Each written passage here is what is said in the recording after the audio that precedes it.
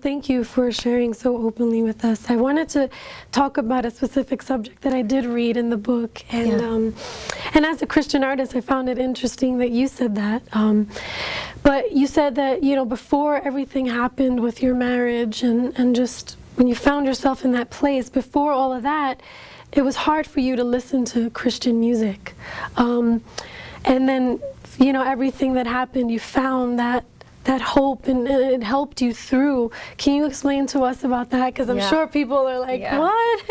Well, I mean, I became a Christian when I was at Vacation Bible School when I was 8, and I got more serious about it around 16 or so, and then early 20s is when I got signed to a Christian deal. And although I was a Christian, I was kind of signed as a Christian who was going to go pop, because of my label mates, Jars of Clay, had just had their huge hit with Flood, and they kind of wanted to do the same thing with a girl.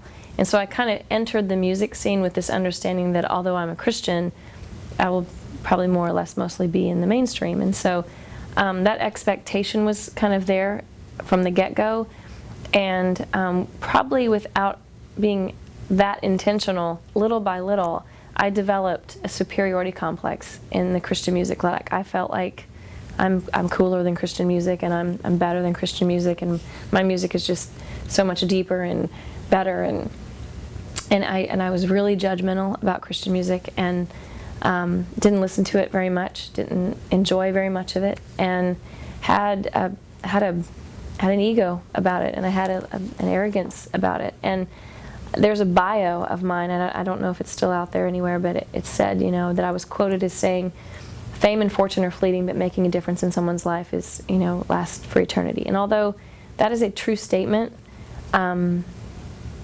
it was fake, because I cared about being famous, and I cared about being wealthy. Wow.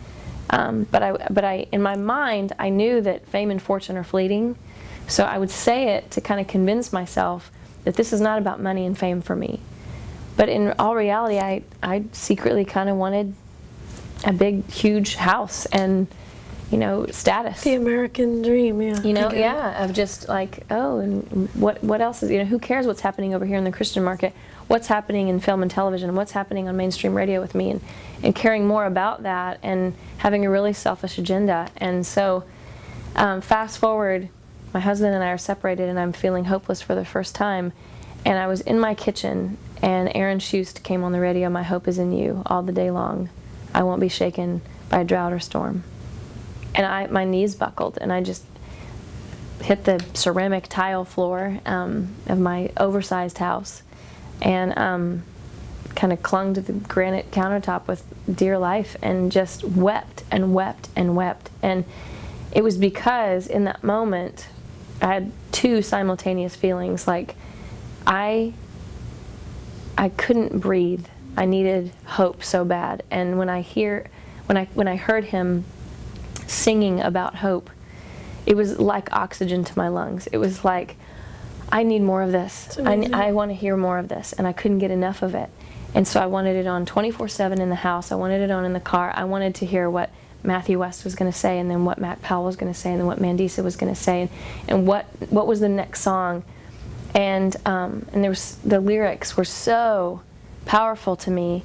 And then I was humbled at the same time, because I've been a part of this industry that gives hope to people who feel hopeless.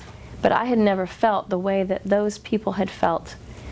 And so I was really, really put in my place about how what I've been a part of is so much bigger than myself, and then it's been an honor to be a part of that. It's beautiful. And I've had an attitude about it. And so I had a whole new perspective. In that moment, I was like, when this is restored, I want to glorify you for the rest of my life and give you the praise. And I don't want the money, and I don't want the fame, because what little I tasted of it for me was pretty damaging to me. And so I want to ask you about that too, because you mentioned to me on the red carpet of the Kayla Fan Awards that there was a possible worship album in the future for you. Mm-hmm. Is that still? Yeah, it's already been written for. So that's incredible. Yep, we start recording. I this week I start a headlining tour to promote the book and the deluxe record. That's amazing. And then we go straight into the studio to record Resurrection, is what it's called. Oh, that's awesome. Plum, I want to thank you so much for being a part of BC Pulse